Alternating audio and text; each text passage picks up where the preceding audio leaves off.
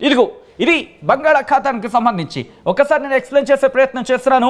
మీరు చూడొచ్చు, ఇదంతా కూడా బంగాళాఖాతానికి సంబంధించి మనం మాట్లాడుకుంటున్న సందర్భం. మీరు గమనించవచ్చు, ఇదంతా కూడా బంగాళాఖాతం. ఇది తూర్పు మధ్య బంగాళాఖాతానికి సంబంధించి, తూర్పు మధ్య బంగాళాఖాతం ఇదంతా కూడా. సో ఇక్కడ ప్రస్తుతం ఆవర్తనం ఏర్పడింది. ఈ ఆవర్తనం మరింత బలపడబోతోంది అనేది ఇది భారత వాతావరణ శాఖ అంచనాలు. ఆ రిపోర్ట్ను కూడా నేను వివరించే ప్రయత్నం చేశాను. ఇంకోవైపు మీరు చూస్తే కనుక బహుశా ఈ ప్రాంతం అనుకుంటా, సబ్జెక్ట్ కరెక్షన్, ఇది ఓకే ఇంతవరకు కూడా కదా ఎగ్జాక్ట్గా. సో మీరు చూస్తే ఇదిగోండి ఈ ప్రాంతం ఒకసారి గమనించండి. మోంతా తుఫానికి సంబంధించి పూర్తిగా ఇంతవరకు కాకపోవచ్చు, బట్ ఇదిగో ఇది మీకు క్లియర్ కట్గా ఉంది. ఇది మోంతాకు సంబంధించి అవశేషాలు ఇవి.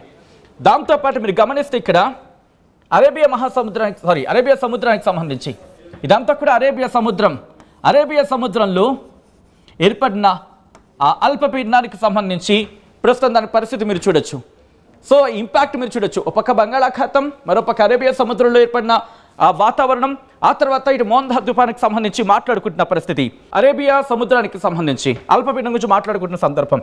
ఇక్కడ ఇదిగో under the influence of the upper air cyclonic circulation over the South Myanmar coast and adjoining North Andaman Sea, heavy rainfall at isolated places likely over Andaman and Nicobar Islands on 1st and 2nd November 2025.